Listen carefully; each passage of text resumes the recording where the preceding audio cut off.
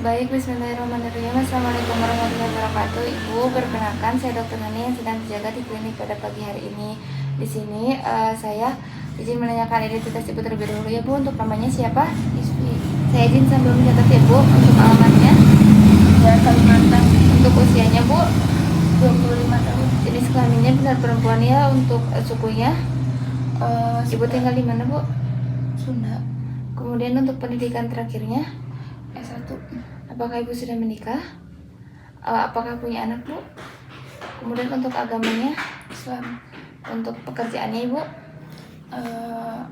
Dosen. Nah baik Ibu, jadi untuk di sini saya akan menanyakan beberapa pertanyaan untuk mengetahui keluhan Ibu. Nah Ibu tenang aja Ibu, ini bersifat rahasia kecuali bila suatu saat nanti hal ini dapat membahayakan diri Ibu sendiri atau orang lain, mungkin bisa terbongkar. Nah apakah Ibu bersedia Bu?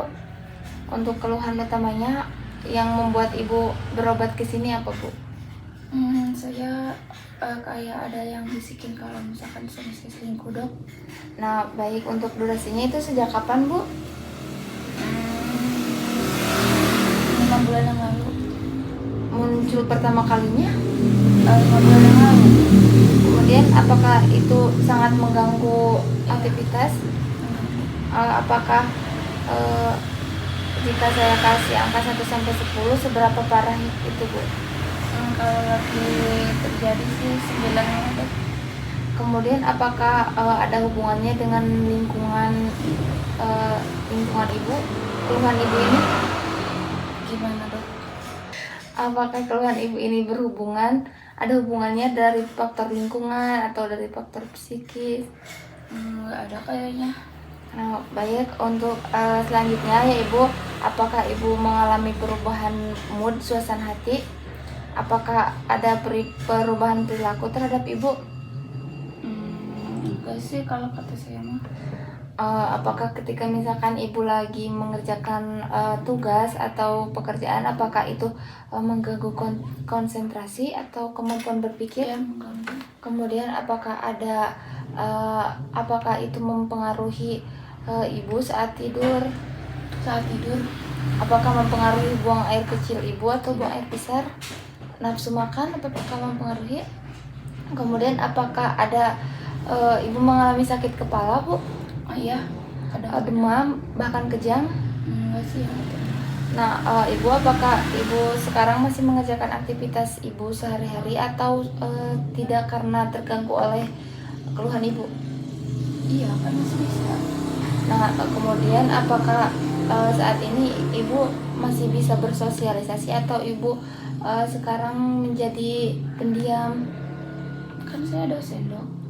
Nah baik Ibu, apakah Ibu mengkonsumsi obat tertentu atau minum alkohol? Nah kemudian Ibu, apakah Ibu pernah mengalami masalah mental sebelumnya? Atau keluhan yang sama seperti yang sekarang sebelumnya? Paling enggak sih, Dok. Paling waktu itu saya sering stres aja. Apakah Ibu menderita penyakit yang parah Bu? Atau pernah sakit fisik? Contohnya apa, Dok? Misalnya penyakit yang parah, kanker, seperti itu? Enggak. Nah kemudian di keluarga Ibu apakah ada yang merasakan keluhan yang sama seperti Ibu? Iya. Apakah ada di keluarga Ibu tuh ada yang mengkonsumsi obat yang terlarang Bu atau yang tidak disebarluaskan? Apakah ada yang mengalami gangguan mental di keluarga Ibu?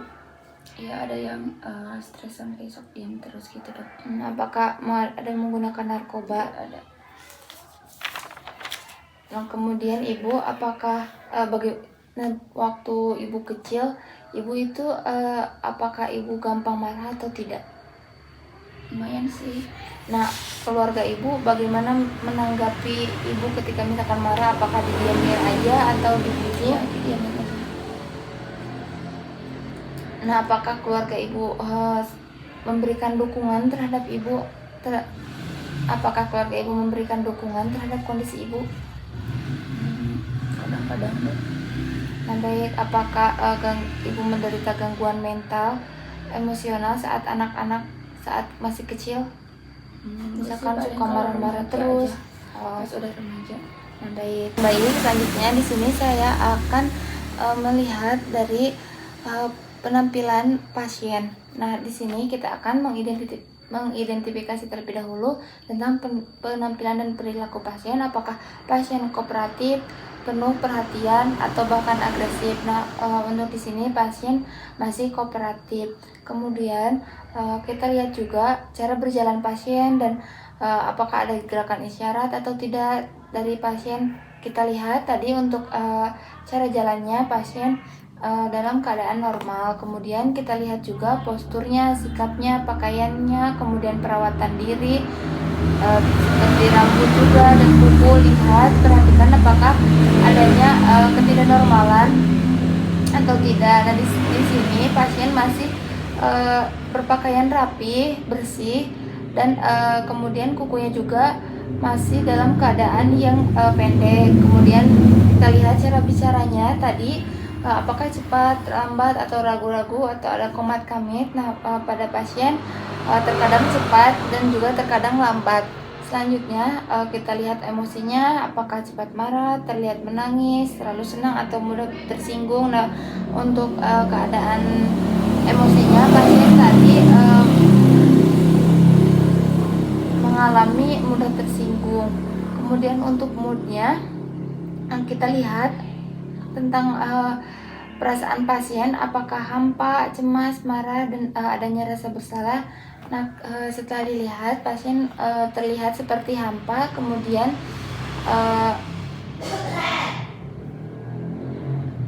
Kemudian kita lihat apakah pasien merasa kesal atau cemas atau gugup. Di sini pasien terlihat merasa cemas. Selanjutnya kita lihat ekspresi wajah pasien dan kita lihat juga pemikirannya apakah realistis atau tidak. Pasien terlihat masih dalam keadaan realistis. Kemudian kita lihat apakah adanya gangguan bahasa yang diungkapkan pasien.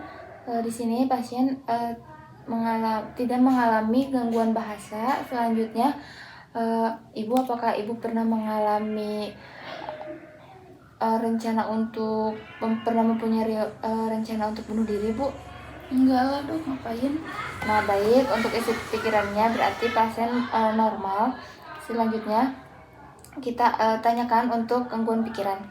Nah, baik Ibu, saya izin bertanya lagi ya Ibu, apakah Ibu pernah merasa ada orang yang memata-matai Ibu? Enggak ada. Apakah Ibu mempunyai bakat yang luar biasa yang orang lain tidak punya? Iya, saya tadi kan dosen dok. Jadi iya kan tadi saya udah bilang ya dok, saya kan dosen. Jadi saya banyak tahu pengetahuan tentang materi yang saya ajar dok. Lebih dari dosen yang lain, Bu? Iya. Nah, apakah Ibu sering terganggu oleh perasaan bersalah, Bu? Apapun itu? Enggak. Apakah Ibu merasa adanya gangguan fisik Ibu, misalkan sering lelah gitu? Kemudian apakah ada sesuatu yang Ibu merasa ada sesuatu yang mengontrol pikiran Ibu atau mengontrol diri Ibu? Apakah pernah merasa seperti itu? Pernah sih tapi enggak sering. Apakah Ibu pernah berpikir yang bukan milik Ibu itu dimasukkan dalam pikiran Ibu? Misalkan sesuatu yang bukan milik Ibu atau yang seharusnya Ibu tidak pikirkan tapi Ibu pikirkan gitu, pernah? Iya. Nah, kemudian apakah Ibu pernah merasa pikiran Ibu itu bakal disebarluaskan oleh seseorang? Apakah Ibu merasa Ibu dikendalikan oleh seseorang, Bu? Pikiran Iya. Nah, baik. Kemudian apakah Ibu pernah mendengar hal-hal yang tidak didengar orang lain? iya kan tadi saya dibisikin kalau suami saya selingkuh dok. Itu apakah sering? Iya. Kemudian apakah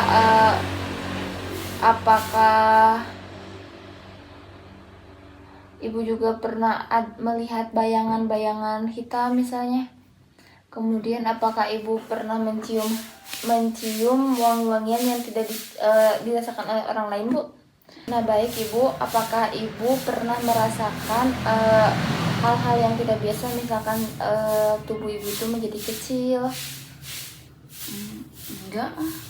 Kemudian apakah pernah merasakan sensasi yang aneh, yang misalkan ada yang menggelitik di kulit ibu padahal aslinya tidak ada, apakah pernah Bu?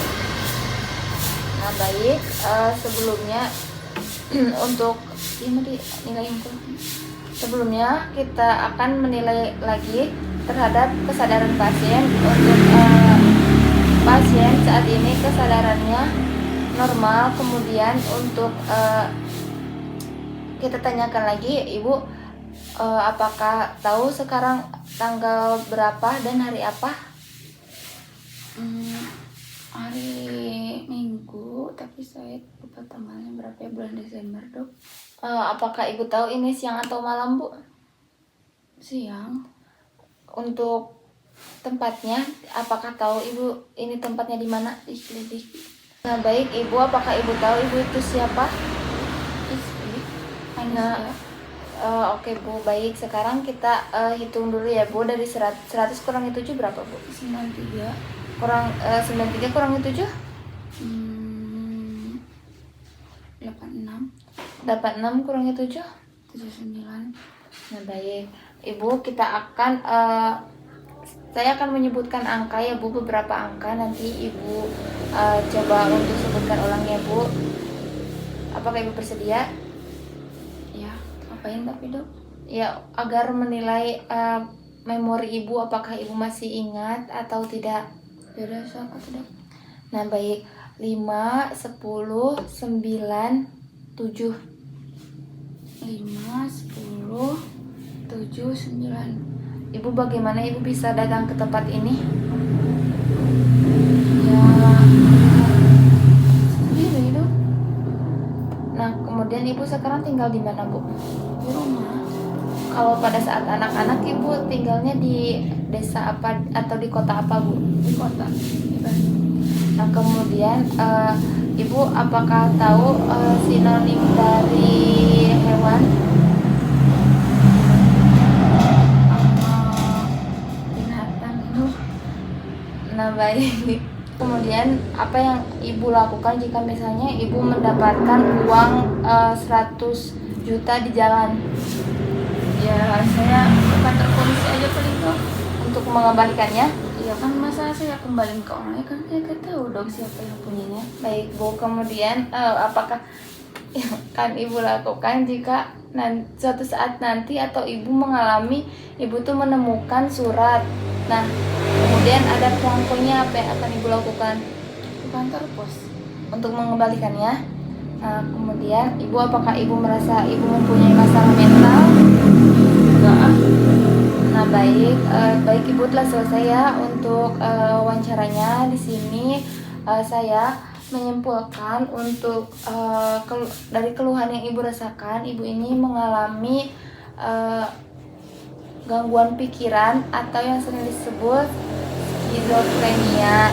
Nah mungkin nanti di sini saya akan meresepkan obat Ibu. Apakah Ibu bersedia untuk diresepkan obat? Iya, boleh. Nah, untuk resep obatnya ini saya akan memberikan untuk 14 hari terlebih dahulu ya Bu. Tujuannya agar nanti Ibu bisa datang lagi ke klinik untuk konsultasi, dan saya akan menilai lagi untuk keadaan Ibu ke depannya. Berapa hari? 14 hari Bu. Nah, baik Ibu, apakah ada yang ingin ditanyakan terlebih dahulu? Baik Ibu, jadi nanti silakan Ibu ke konsultasi lagi setelah 14 hari setelah obatnya habis ya Ibu. Nah baik, terima kasih Ibu telah selesai. Assalamualaikum warahmatullahi wabarakatuh.